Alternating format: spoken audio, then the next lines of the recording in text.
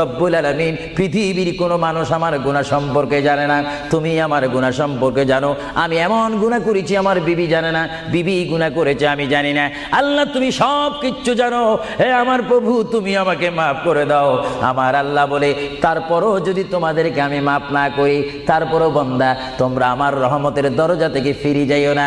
আমি তোমাদেরকে হুকুম দিচ্ছি, ওয়ালাউ আন্নাহুম ইয যালামু আনফুসাহুম জাউকা, বান্দারে যদি গুনাহ করে ফেলো আমার রহমত থেকে মুখ ফিরে তুমি চলে যাইও না।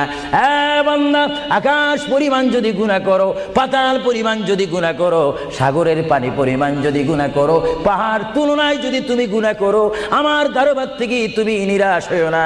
বান্দা, আমি তোমাকে একটি রাস্তা বাতাই দিচ্ছি, একটি পথ তোমাকে আমি দেখাই দিচ্ছি। সেই পথটি কোন পথ তোমরা জানো? ওয়ালাউ আন্নাহুম ইয যালামু আনফুসাহুম জাউকা, বান্দারে যখন তোমরা বরবাদ হয়ে যাবে তখন তোমাদেরকে একটা পথ আমি তোমাদেরকে দেখাই দিলাম। সেই পথটির নাম হচ্ছে আমার রাসূলের মদিনা। জোরে বলেন সুবহানাল্লাহ।